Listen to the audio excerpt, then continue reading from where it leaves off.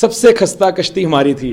لیکن ہم اسے بھی الحمدللہ اللہ کی رحمت سمجھ کے کہ یہ اہل غزہ کی طرف ہمیں لے جائے گی, ہم بیٹھ گئے. سسلی کے ساحل پہ جا کے جرمن کیپٹن اور آئرش کیپٹن نے ہماری کشتی کا ساتھ چھوڑ دیا. کیوں؟ وہ کہتے ہیں کہ یہ کشتی اس قابل نہیں ہے آگے جا سکے. اور وہ جو ویڈیو ہے نا جس میں آپ کی کشتی ہچکولے کھا رہی ہے, اس میں خستگی اس کی نظر آ رہی ہے کہ کوئی مضبوط کشتی نہیں تھی آپ کی. بالکل. اور صبح فجر تک ہماری کشتی اسی طرح بند ہوتی اور چلتی آگے جاتی رہی. میڈیٹرینین سی اور انٹرنیشنل واٹر کے درمیان جب موجود تھے, شدید سمندری طوفان آیا اور ہماری کشتی کی ڈائریکشن جو تھی اس سے اپوزٹ ڈائریکشن یعنی پرپینڈیکولر ہواؤں کا رخ تھا. ہماری کشتی پھر طوفان کے باعث ہمارے قافلے سے جدا ہو گئی.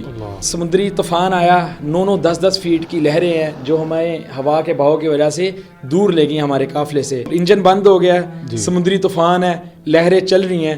3 میں سے 2 سولر پلیٹس ہمارے پانی کی وجہ سے, لہروں کی وجہ سے وہ ٹوٹ کے سمندر میں گر گئی ہیں. ابھی تک ہمارا رابطہ ہماری ٹیم کے ساتھ اور گھر والوں کے ساتھ تھا. اس لمحے پہ آ کے ہماری جی پی ایس جو سگنل تھے, ہمارے جو پیچھے نیویگیشن سسٹم تھا اور جو پیچھے ہماری ٹیم کے ساتھ رابطہ تھا, اس جگہ پہ آ کے بالکل منقطع ہو گیا کیونکہ جو انرجی سورس تھے وہ یا انجن تھا یا سولر پلیٹس تھے. وہ سولر پلیٹس بھی جب خراب ہوئی اس سے آپ کا وائی فائی کا کنیکشن بھی جو ہے وہ ڈسٹرب بالکل ڈسٹرب ہو گیا. پہلے اسٹارلنک کی ڈیوائس تھی, ہمیں سگنل پرووائڈ کر رہی تھی اور جس کی وجہ سے آپ دیکھ بھی سکتے تھے ویڈیوز مسلسل آ رہی تھی, لائیو سارا کچھ آ رہا تھا. 7 سے 8 گھنٹے ہم ذہنی طور پہ پھر وہاں تیار ہو گئے کہ اب ہمیں شہادت آ جائے گی.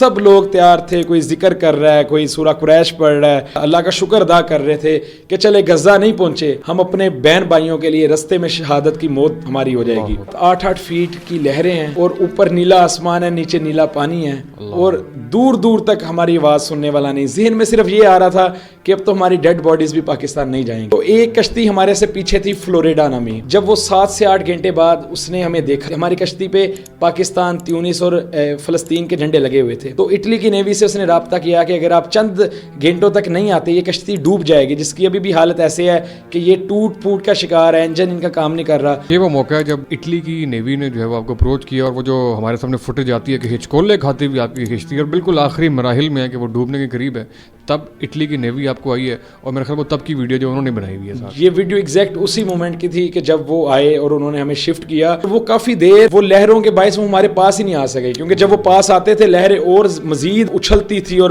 کشتی بھی اچھلتی تھی. 7-8 گھنٹے کے عرصے کے اندر آپ کے گھر والے اور پاکستان میں دوست صاحب آپ یہ سمجھ رہے ہیں, پاکستان میں خبر چل گئی کہ آپ لوگ شہید ہو گئے. گھر والوں کو تو یہ تاثر چلا گیا تھا کہ جب رابطہ نہیں ہو رہا تو جو گلوبل سموتھ فلوٹیلا کی آفیشیل ویب سائٹ تھی جدھر سب کشتیوں کی لوکیشنز آ رہی تھی, ہماری کشتی کی لوکیشن ختم ہو گئی تھی. پھر ہم 9 سے 10 گھنٹے کے بعد ہم پہنچے اٹلی کے سراکوزا کے علاقے میں.